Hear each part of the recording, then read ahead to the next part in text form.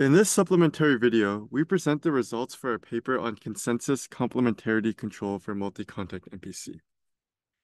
We propose a general hybrid model predictive control algorithm, which we name consensus complementarity control, or C3 for short, for systems that make and break contact with the environment. Many state-of-the-art controllers for contact-rich tasks, such as locomotion and manipulation, require a priori mode schedules or are too computationally complex to achieve real-time performance. We present the method using the alternating direction method of multipliers, which can parallelize the context scheduling. This enables our method to achieve fast runtimes and control high-dimensional multi-context systems at real-time rates. For a more detailed overview, please refer to our paper.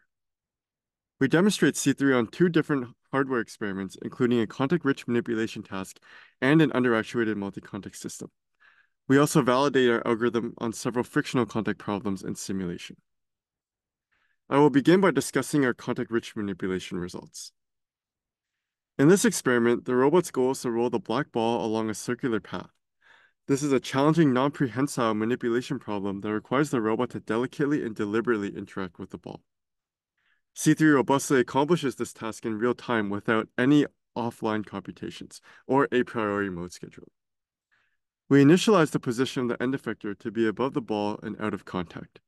Our algorithm proceeds to decide when, where, and how it should interact with the ball on the go. In this experiment, C3 is continually planning new actions at roughly 80 Hz. Because C3 plans online, it is robust to disturbances. In the video on the right, we show that the robot can successfully roll the ball along the path, even in the presence of an adversary. Here are the results for a circular state-based trajectory. In the video on the left, the robot successfully traces the circle 5 consecutive times. The plot on the right shows the final trajectory as well as the desired path. Notice that the robot is constantly making online decisions to correct for any mistakes and track the trajectory. C3 can track any user-specified trajectory. To illustrate this, we show that it can also roll the ball along a vertical line and an N-shaped path.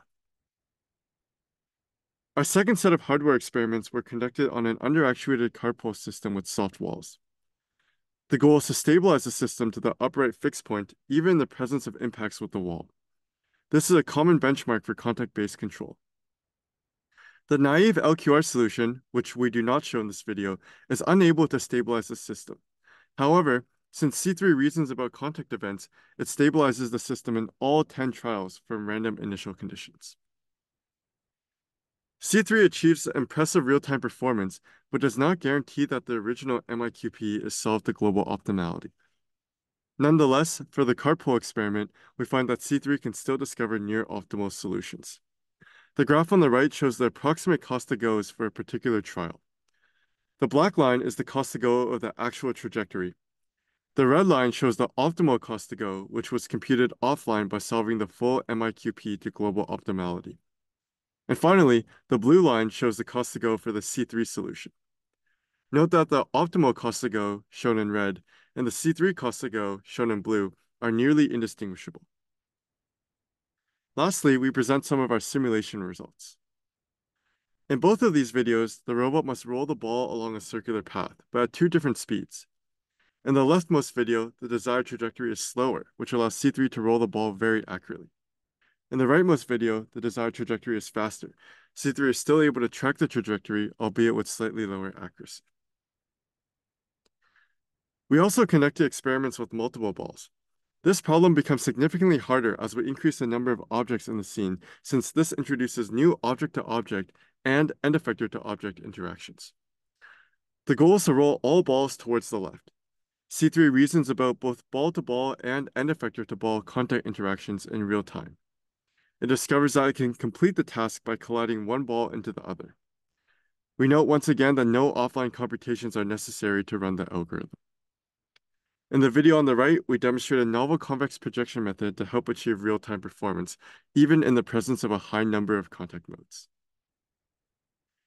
I will now introduce our last set of simulation experiments. Here, our goal is to lift a rigid object upwards using 4 fingers, shown in red. Each finger can exert contact forces on the rod. Since the fingers are constrained to stay close to the original locations, this task will require finger gating to achieve large vertical motions.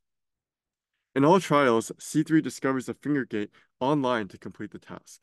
In this particular example, C3 begins by throwing the rod upwards before catching it and performing some additional gating to manipulate the rod into its target position.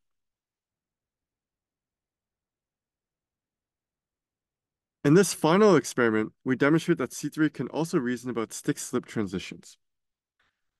The goal is to use the two fingers, shown in red, to pivot the blue object onto its corner. Notice that both the ground contact and the fingers frequently transition between sticking and slipping modes to balance the object.